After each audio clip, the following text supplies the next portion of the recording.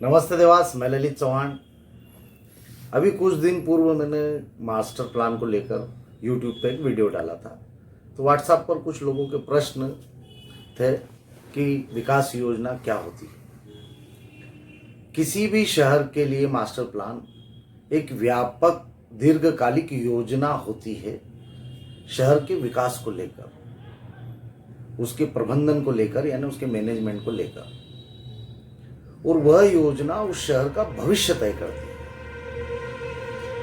अब देवास विकास योजना के बारे में मैं अगर साधारण तरीके से बताऊं, प्रयास करता हूं मैं, अगर आप लोग समझे तो मान लीजिए कि मुझे एक घर बनाना है मुझे, तो मैं एक 15-50 या 30-50 का प्लाट लेता हूं। तो जब मैं प्लाट लेता हूं तो मेरे निजी यानी प्राइवेट सिविल इंजीनियर से मैं उसका मानचित्र तैयार कराता हूं और उसमें हम तय करते हैं बड़ी बारीकी से, पूरा परिवार मिलके, कि भैया बेडरूम कहाँ होगा, हॉल कहाँ होगा, डाइनिंग हॉल कहाँ होगा, किचन कहाँ होगा।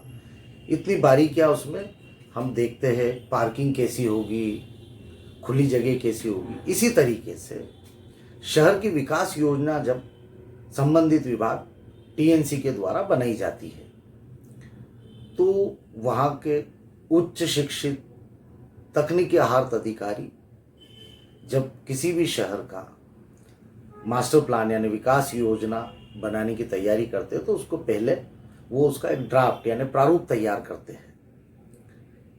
तो उसमें वो शहर की जो पॉपुलेशन होती है और जितने साल के लिए बनाया जाता है, कि अभी जैसे हमारा देवास विकास योजना 2031 के लिए, तो अभी आपने खबरों में देखा होगा कि अब 41 की वो तैयारी कर रहे हैं। तो अभी हम 25 में हैं, तो सन 2025 से 41 अब जितने भी साल के यानी फ्यूचर प्लान वो बना रहे हैं भविष्य के लिए, तो उसमें अभी वर्तमान में शहर की क्या आबादी है और 2041 में शहर की क्या आबादी होगी, उसके अनुसार संबंधित अन्य एजेंसियों से कई डाटा कलेक्ट करते हैं, जैसे नगर निगम से, स्वास्थ्य विभाग से, एजुकेशन डिपार्टमेंट से, पॉल्यूशन कंट्रोल बोर्ड से, अन्य संस्थाओं से वो डाटा इकट्ठा करते हैं। और उसके बाद में शहर की आबादी के हिसाब से और भविष्य में कितनी आबादी होगी उस हिसाब से, कि कितने पार्किंग स्थल होना चाहिए, कितने खेलकूद मैदान होना चाहिए, कितने शहर स्तरीय उद्यान होना चाहिए, कितने पिकअप बस स्टैंड होना चाहिए। इन सब योजनाओं को वो शामिल करते हैं। यानी बुनियादी ढांचा हमारे लिए अत्यंत जो ज़रूरत की चीज़ें होती है उसमें वो शामिल होती है। और किसी भी शहर के विकास के लिए अत्यंत महत्वपूर्ण योजना होती है वो। यानी आप यातायात, परिवहन, बुनियादी ढांचा, पर्यावरण, सामाजिक आर्थिक विकास उससे जुड़ा होता है, इसलिए वो अत्यंत महत्वपूर्ण योजना हो जाती है। इसको हम मास्टर प्लान बोलते हैं। जैसे अभी वर्तमान में 41 की जो तैयारी हो रही है, तो संबंधित विभाग जब इसका ड्राफ्ट यानी प्रारूप तैयार करेगा, देवास विकास योजना 41 का जब प्रारूप तैयार करेगा, तो विधिवत वो नियम, उनके नियम अनुसार उसकी जाहिर सूचना जारी करेंगे वो लोग।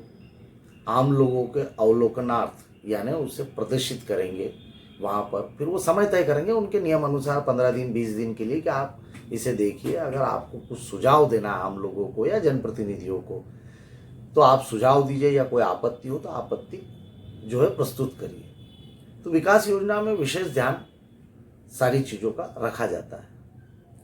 अब देवास को अगर हम देखें वायु प्रदूषण के हिसाब से, तो अभी वर्तमान में केंद्रीय प्रदूषण नियंत्रण बोर्ड ने हमें एक विशेष सूची में शामिल करा है। मध्य प्रदेश के सबसे दूषित वायु प्रदूषण के सूची में शामिल है हम।